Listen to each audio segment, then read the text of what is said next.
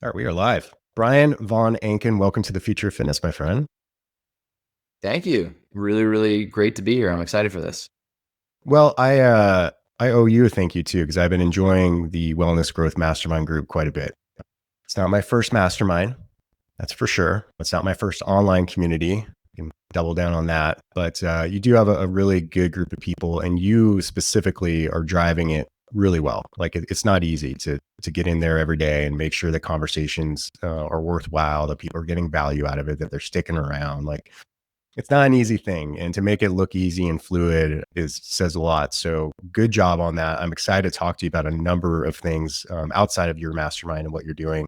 I think the wellness industry overall, we were talking about maybe healthcare pushing back on the evolution of the fitness and wellness industry nowadays. There's perhaps a war coming.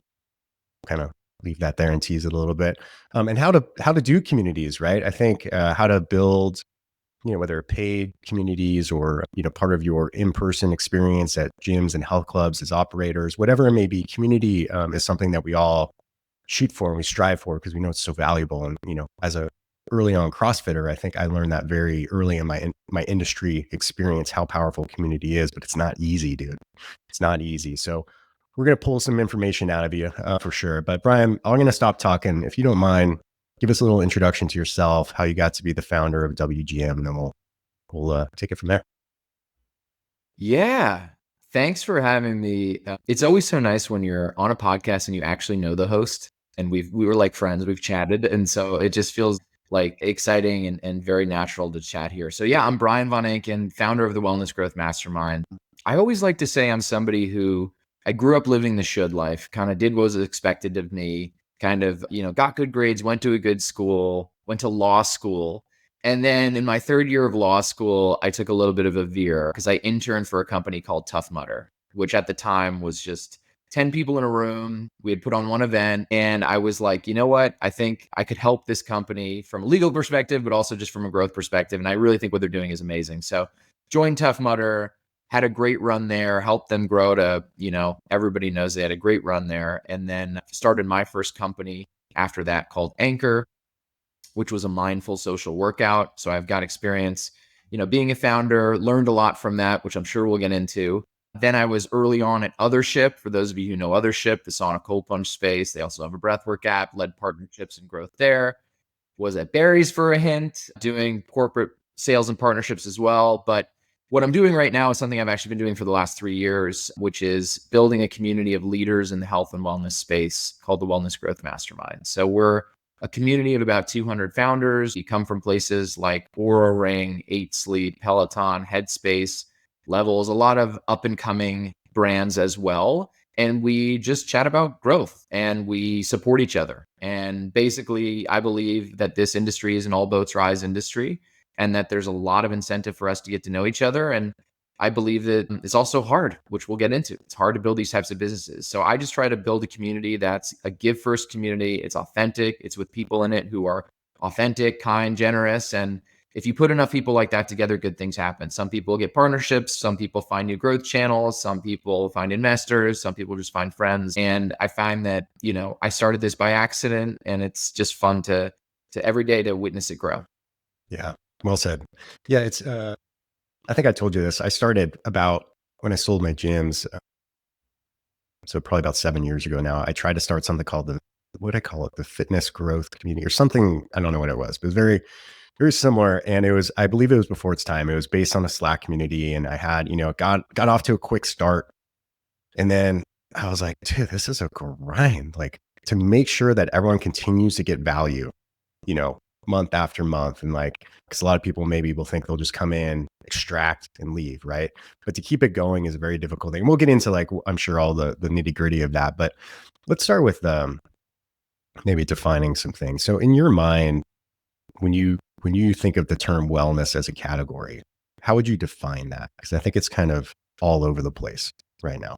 It is. And I'm not saying that I love the term. If I knew this was going to be a thing, would I have called it the Wellness Growth Mastermind? I don't know. It But smells like that's kind patchouli of a what little we're bit. seeing. I don't know. From my perspective, I'm defining wellness pretty broadly as well. And I'm kind of putting a case by case basis on it, right? So I think that at the highest level, it's not traditional healthcare, right? So if you're a company that's engaging, covered by insurance, using the traditional healthcare system, pay or payee type stuff, I'd say that, those are the types of companies that to me are not kind of included in wellness as I define it right now. But wellness very much does include to me a lot of different categories. I think there's obviously the gyms and the fitness industry. Then I've got a lot of the nutrition, food is medicine type people. We've got a lot of wearables that are in there as well. And then we've got a lot of mental wellness, like mental wellness apps or different devices. And, I have a broad range. And I think, I've cut the line off at medical system and then dogs on the other end. No canines yet, no canine health yet. Not that I'm saying never, but I'm putting my own kind of guardrails on it. And I think you're right. I think at the end of the day, everyone's going to claim wellness very soon. And we're going to have to figure out what it means. But for now, I'm kind of going on a case by case basis, not just on the vertical in which they're in, but the person who wants to be a part of my community who's applying and whether they are the right type of person who's going to have a give first mentality and want to be a value add to the group. Yeah.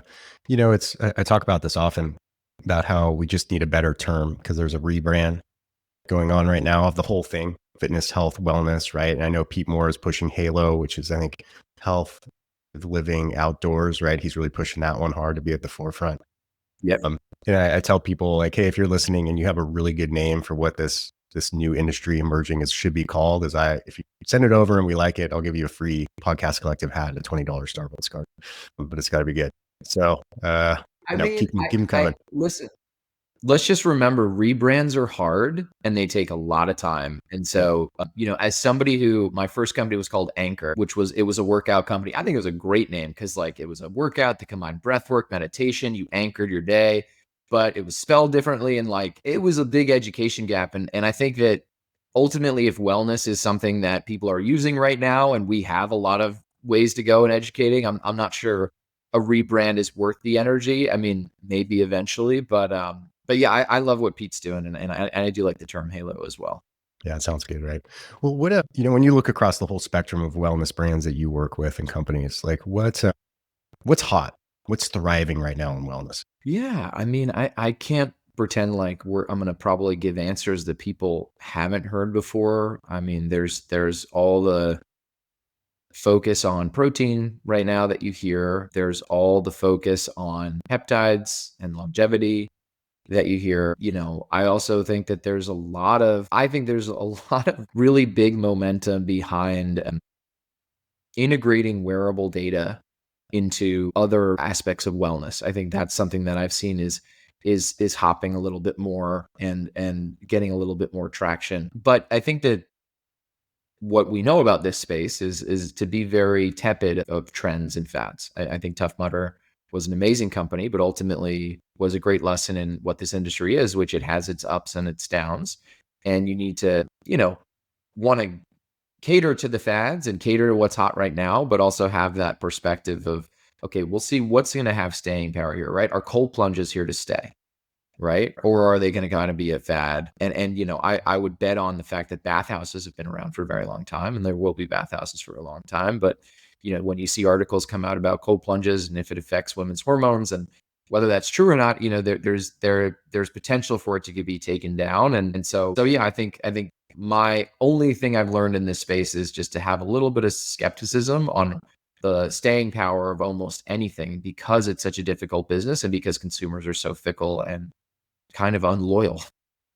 Yeah. Have you noticed with the companies that are thriving in your community, is there any specific like traits of the business or the founders, as far as the models that you see are like, okay, that there's a consistency here?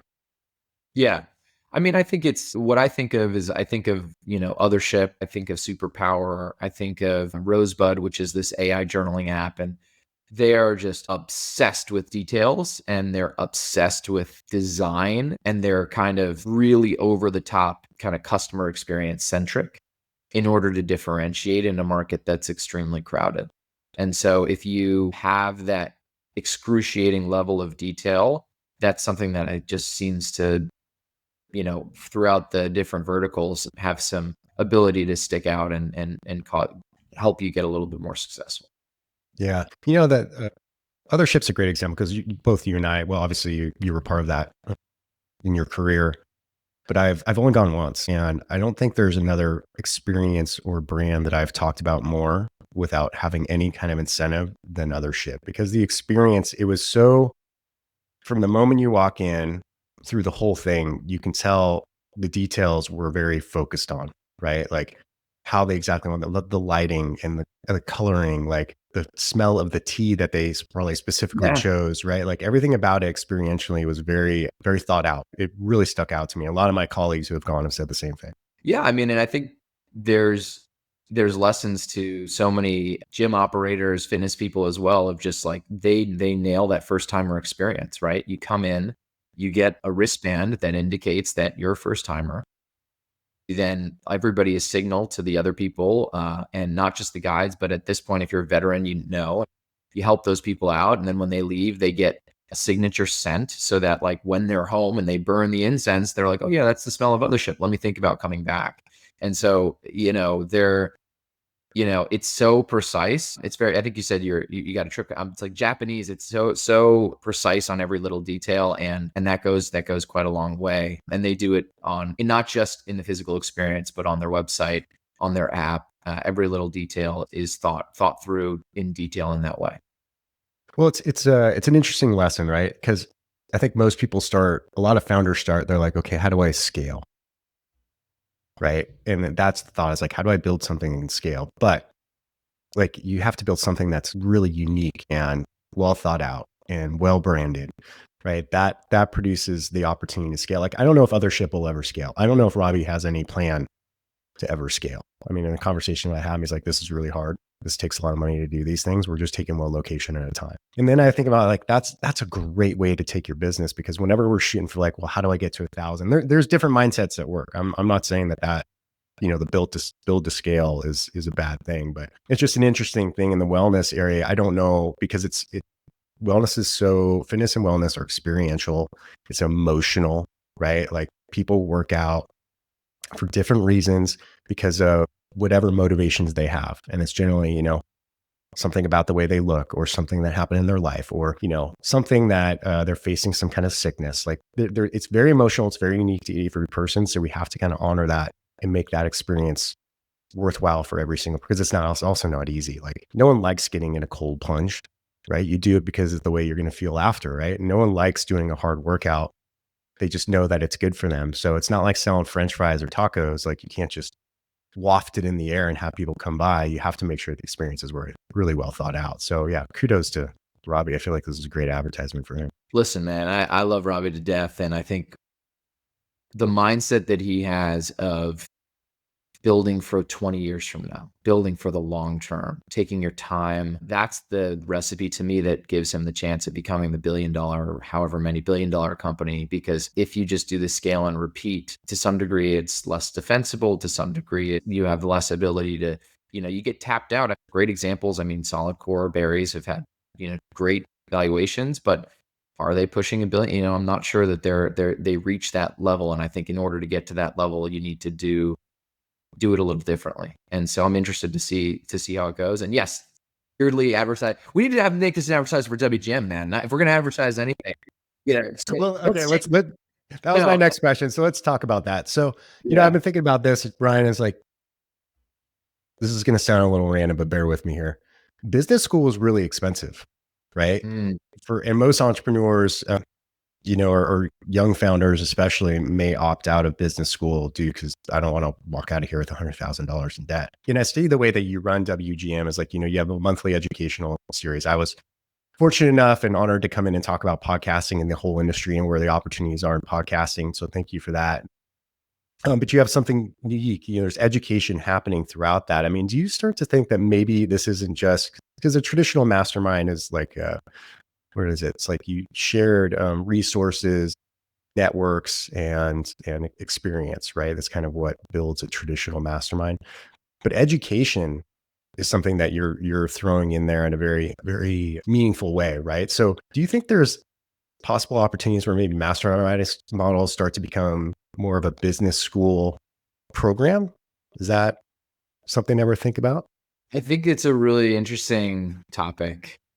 You know, First of all, I never went to business school. My wife went to business school though. And so I got to like be there and audit a couple classes. And I realized how much it is about the network. I mean, yes, it's about what you learn, but it is very much about your network. And so it's funny you say that. So I'm actually going to be closing membership for WGM in September and no new members. And we're going to put everybody on a wait list and we're going to do our first cohort in January. And so, yeah, I haven't even spoken about this publicly, but like the goal is to create a bit of that business school vibe of like, oh yeah, I'm from class of 2026, join WGM. And one thing that's very, I want to make very clear. I don't claim to be an expert in everything. I'm not the one who's like, the Brian method will grow your business 10x. Like that is not me. I'm just like, how do I put people in positions and get people who are able to share experiences from credible sources? And the way I think about membership for these sort of things is like, let's just say you get one actionable tip to grow your business every month. Like, the return on that can be like 10x at least. And so we try to make sure that we bring in people like yourself who are experts in the space, have done it, can talk to their experience, and then, people who are genuinely interested in helping.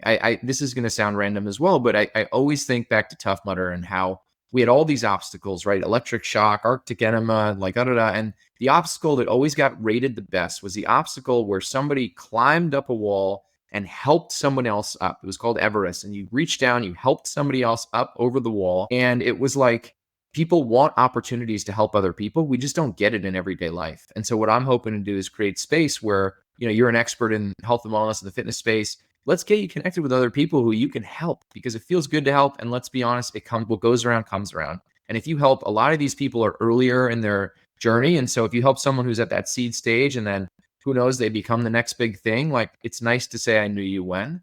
And so I think we've got a lot of that going on in the group and just, I don't want to be business school in the sense of like, you're done in like, I kind of want this to just be like a club that you're a part of and it's exclusive and you feel really proud to be a part of it. And it's something that it's exciting to come to the events. You're not like, oh, I have to go to this networking event. You're like, I know I'm going to meet good people here. Somebody described WGM to me recently as good people pipeline. And I'm like, yeah, that tracks. It's like, It's a compliment. you probably, Yeah. most people, pretty much almost everybody you meet is going to be a good person, which is, I think, nice. One of the benefits I've always seen from masterminds, because I've been a part of a number of them and I've run a few of them too. And being a founder and a business owner can be a very lonely situation, right? Like just unrelatable for a lot, right? Like even, my poor wife, when she hears me dump my problems at the end of the day, like she's never experienced what it's like to have, the pressure of the end of the month and the next month and making the payroll and, dealing with investors and, all the different things, the innovation, there's so many things that come at you at a daily basis. It's brutal. So to be in a group where everyone is like, oh, I get it. I get it.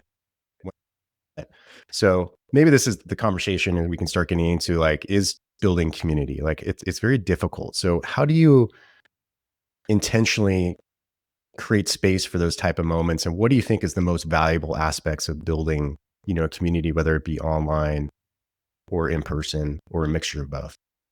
Yeah. Well, let me tell you this. The story of WGM is me building it by accident. So I think what happened is I had wound down my previous company. It failed because I didn't know enough about growth. And so I was like, I'm going to lean into my weaknesses as opposed to my strengths. And when I was early at Othership, I was meeting all these amazing founders, growth leaders in the health and wellness space. Honestly, it was like I would meet one person who was really smart. I'd be like, you need to meet this other person that's really smart, but I want to listen to your conversation. So let's do a monthly call. And so I got them on this call, called it a mastermind. And it was just this opportunity for me to find space to connect with people. And, when I did this, I did it for free and I just added value. I was obsessed with just adding value to people and not taking up too much of their time. So when I run these calls, I think you've seen it. I'm like an efficiency master. I'm like, we got to get this done. We pack so much into an hour. It's so different. I bring the energy. And I think that me being able to make people aware that I'm very considerate of their time, I'm very considerate of wanting to give them value, and I'm not really asking for anything in return. And so when you think about building community, I think it is very much about building trust in the beginning. You got to be building trust. And so if your initial reaction, I mean, just think about if you had a friend, right? So if you had a friend and your first interaction was, I'm going to pay you $200 to be your friend, you're going to be like, well, what's this deal here? What am I getting out of this? How am I? But instead, if you're like, oh, I met you at this thing. Yeah, let's follow up. Cool. Let's maybe get in a sauna. Let's connect. Let's play a sport. Like that little bit of like 3 or 4 touch points allow you to build trust, to put you in a different category in someone's brain, so that if and when you have something of offer to value, I think, people can be excited to support and to give. And so that's kind of what I did for this first couple of years. By the time I turned this into a paid community, people were excited to support. They were excited to be a part of it. And I was very chill about it. I mean, I think Robbie does it. I gotta stop talking about other shit, but they do a great job about it too, where they kind of give away a lot of stuff. And I'm never, if it's not the right fit for anybody, like I don't do any outbound sales or marketing. It's all referral. So I'm not like, and if somebody joins and it's not the right fit, that's fine. Or if they're like, hey, I really want to check out a call first. Cool, check it out. Like I'm here to add value and to get you in a mindset to be like, you know what? It's really cool to feel part of it bigger, something bigger than myself. It's a cool to be with other people who think of the same way as me. And it's cool to give and to support them. And once you get that, then I feel like the membership feels like, easy enough to do. Those are some initial community thoughts. I can dive in deeper too. Yeah. Well, I want to talk about the value first mindset because I think that's something that is easily said, but rarely done. Have you ever read the book The Go-Giver by Bob Berg? No, Okay, I'm going to send you a copy. So it's please. it's the most it's the book I've gifted the most over the years. It's small, it's short, it's a parable. It talks about the go-giver mentality. And Bob Berg, I've actually had him on this podcast in past years because I was total fanboy of the book. And for a while, I was just calling him. I'm like, I got questions about your theories, and he's like, hey, just don't read too much into it, man. I'm like, okay, all right, you're. But the thought about is just always giving first, right, and knowing that somehow things are going to work out, so the universe will come back at you. But you can't expect anything in return. Like I think a lot of people are like, well, yeah, I'll help you out. But in return, just know that you owe me one. That's not the way this works, right? So to have a true value first mindset is kind of rare nowadays, but it takes trust. It takes trust that by doing all these things, and like I give up a lot of my time. Sometimes I'm wondering, I'm like, why am I doing this? Like I could be doing 30 minutes doing something else, right? So when you identify the value first mindset, it's hard to see in other people, but obviously it's something that you believe in. So how do you explain to people or look into it or look into people and see that they have it? Or is it something that you feel is just like a gut instinct? So my hypothesis is that we as a species, we want to be that way. We want to give. We just, in our modern world, it's hard. I mean, I live in New York City, and if I had a giving mindset to everybody that I saw, it would break my brain, it'd break my bank account. It just does not work. And so we've had to put up these guardrails, which are very understandable. But once you find a space where it is modeled very clearly that people who you see that you respect, that you admire, are giving their time, are sharing insights freely, are just interested to connect, I think we're a mimic species. And so like we will mimic those things. And so obviously, I mean, we don't allow everybody in, and there are people that I think, just kind of don't get it. But I think if I know someone's accomplished, if I can tell that they're kind, if I can tell that they're, open to generosity, I think, it becomes a self-selecting thing. If you kind of get my vibe once you talk to me, you kind of get the group. And so if you're interested, usually I believe that you're going to go that way. But I think it's a gut instinct. And then it also just comes down to how you talk about other people. How do you talk about how do you talk about your employees? How do you talk about your partners? And if you talk about them in this way, or a certain way of, you know, yeah, I've got a lot of respect for them or whatever, I think that's a great indicator for it. But yeah, it's not a science. It's definitely more of an art than a science.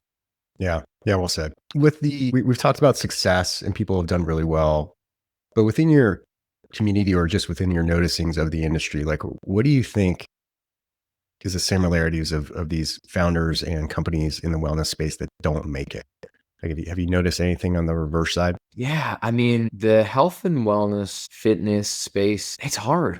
It is an uphill battle. There's a lot of headwinds. There's the fact that you have to change someone's behavior, which people don't realize is extremely hard. There's the fact that it is discretionary income. which is getting easier, but initially, it's hard to get people to, spend that already taxed dollars for the most part, money on stuff. And then there's the whole sick care system, traditional healthcare, that I think is pushing back and, making a lot of the decisions that are healthy harder for people. And so I think that all of those headwinds make it really, really hard. And that, coupled with the fact that it's a very admirable space to work, and it's a very natural space for a lot of people who are like, I love being healthy. I want to work in this space, or I just learned about meditation. I want to create a meditation app. There's quite a lot of people who are drawn to this because it does feel like their purpose. It feels like something that would align with their passions. And so I think that those two factors create a lot of crashed ships, for lack of a better term. Just like me, I was one of those people.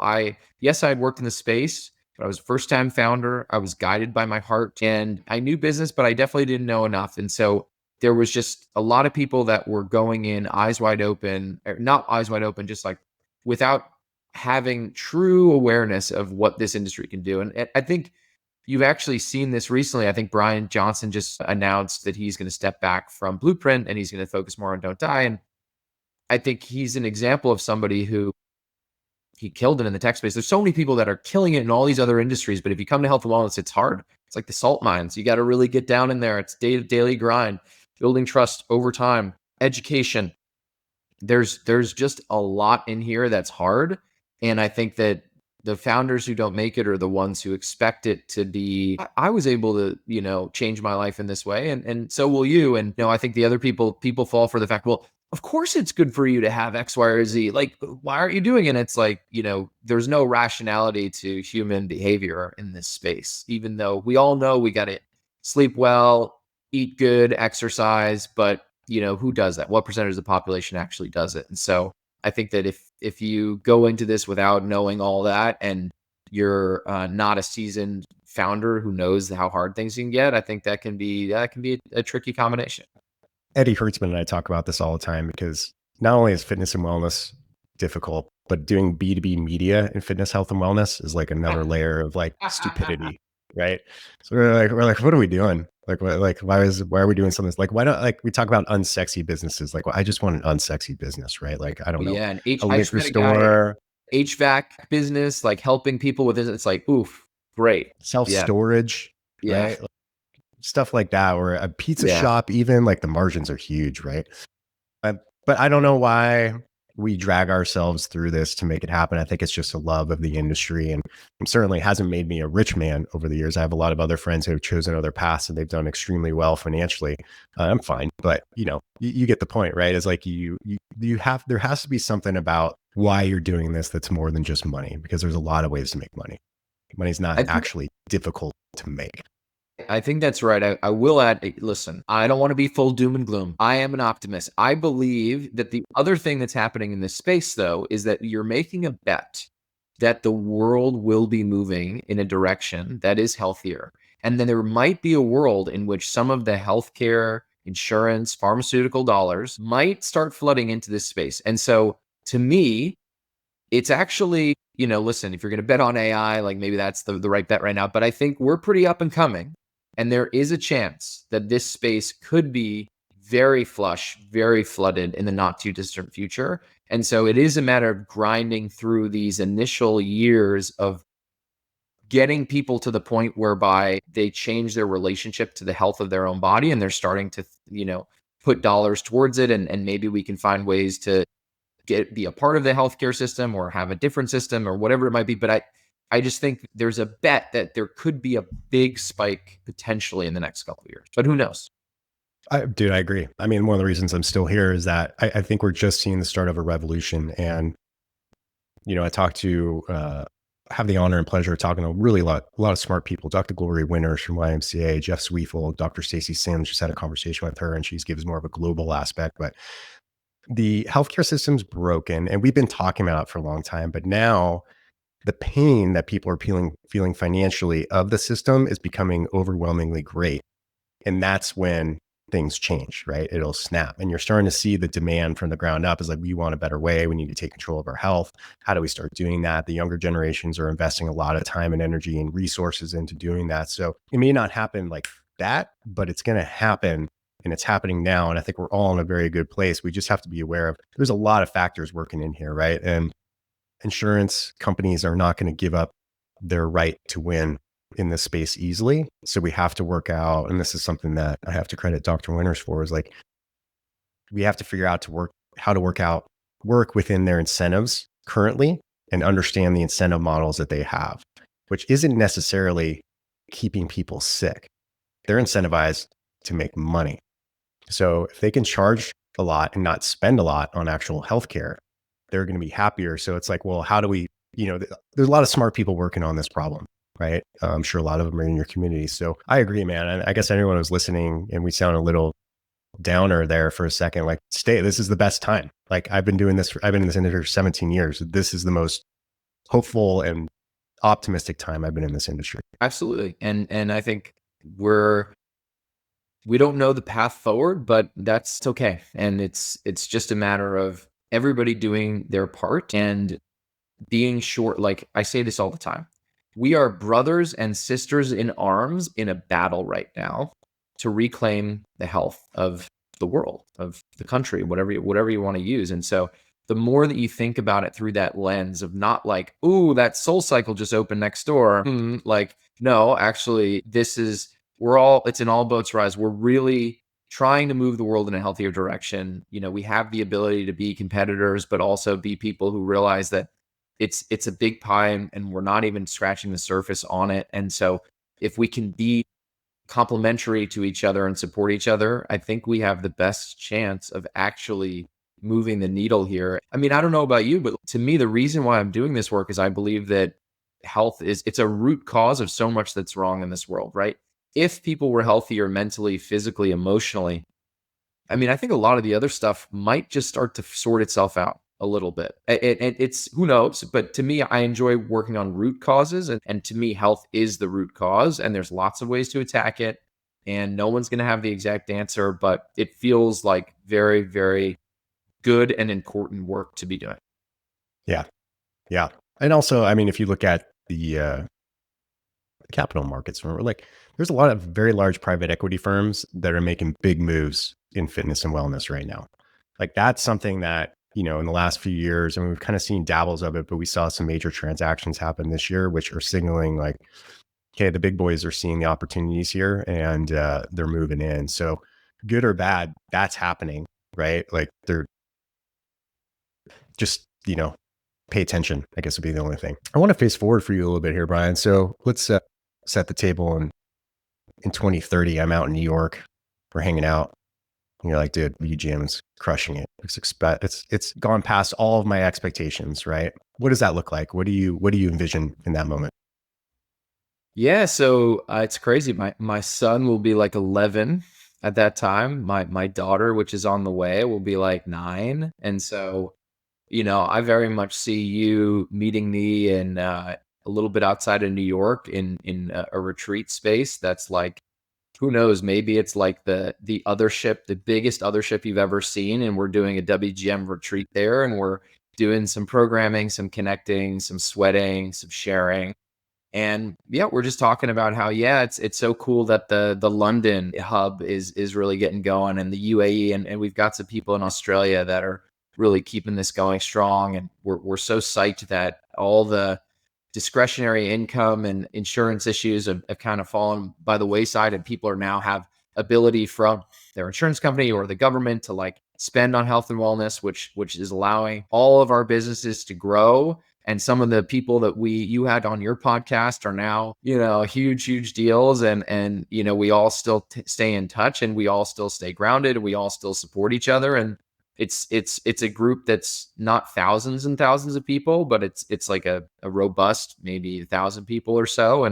But it still feels intimate, and it's a space where, we are connecting authentically on a regular cadence and supporting each other. And, maybe I've got some support too. I'm kind of doing this thing on my own right now. And so I've got a little team who I trust, and that allows me to kind of get out there and do the things that I love, which is moderating, support, getting on calls with people, making connections, that sort of thing. So Yeah, I think mostly it's just a space where we're connecting and having gratitude of how we stuck with it and where the industry is now. Yeah, nice. So what I hear is potentially different chapters globally of WGM. Is that in more events, more in person? Yeah, I think maybe I'll pause the global. I mean, that's 10 years. 10 years is a long time, I but said I think, 5, so yeah, 2030. I thought you said 10. Yeah, yeah, All right. yeah. No, All so right. we can do Well, 10. 5 years, It's 5 years. just numbers, dude. Well, so maybe, I just listened to the guy who has a book, X is easier than 2X. So maybe that I'll apply that mindset. But yeah, I do think it's very much, we've got our core. So basically, for those of you who don't know, WGM has monthly virtual calls, quarterly in-person events, and a Slack community. And so what I see is maintaining our quarterly events, but making sure they're, as great as they can be. I'm really proud of what they already are. Having more touch points for in person on a day to day. So, what I'm probably going to pilot very soon is these like wellness Wednesdays every month or so, where like everybody in LA, there'll be like 5 slots at an other ship or a similar type thing where people can connect and start to have more of the in-person touch points. And then yeah, I think in at some point I'll do a retreat where people can come and we can dive deeper. I just did this big hike with some members and it was like a full day, and like, wow, the depth that we got to in terms of how much space we gave ourselves to think big, to share ideas, to support each other. It was very cool. And so I do see opportunities like that growing. But biggest thing for me is just getting great people and adding value and maintaining the integrity of the community, which is that it is like people are excited to be a part of it. And so yeah, we'll see. We'll see where it all goes. Yeah, right on, man. I love it. Last question I always ask is, what do you, as an industry, what can we help you with? What is a challenge that you're facing right now within your business? Basically, if people are going to reach out, what would you want them to reach out to you about? Yeah. So I think the two big things right now are just meeting great people in the industry. I know a good chunk, but if you're somebody who's building a health and wellness business and you resonate with the messaging of accomplished, kind, generous people getting together, supporting each other, it's kind of like, I mean, there's a lot of conferences out there. To me, I see these, we average about 80 people on our calls. And so I see these as mini conferences every month. So as opposed to going to a conference once a year, you get to actually stay connected with people and, you know, not lose the thread, so to speak. And so, and it's also not a big time commitment. I think that's something that I'm really proud of as well. So I think, yeah, reach out if you're curious to chat with me. I think the other thing is I'm looking for speakers. I'm looking for people who can share their expertise with the community. Hey, I'm somebody who built that business, and I'm an expert in SEO and partnerships or influencers or events or B2B or whatever it might be. Come talk to our group like you did for 10, 15 minutes, and I think if we can get great people doing that, I think that'd be sweet. And then, I don't spend a lot of time on sponsors. We only have 2 sponsors. And so, we've got TrueMed sponsors us. And, we've also got V, who's a really great sponsor who I know doing some great stuff in the AI space. So but if it, I'm open to having another one. So if there's somebody who like wants to talk to this sort of industry in an authentic way and add value first, I'm always happy to have a chat on that front too. So I think those are the 3 things that are kind of top of mind for me right now. Awesome, man. And where would you like people to go as far as like reaching out to you or checking out the website and all those things? Yeah, just check me out on LinkedIn. It's just my name. And then go to the website, joinwgm.com. And that's where you can apply. It takes like a minute, but feel free to message me on LinkedIn or, just apply on the website. And yeah, appreciate you. This is really fun, man. Appreciate you having me Yeah. on. Yeah, it's been a pleasure, Brian. So we'll, you and I will definitely be talking very soon, and I urge people to go check it out. I've got a lot of value out of it. So, ladies and gentlemen, Brian Von Ancken. Thank you. This is so fun. Appreciate it, man.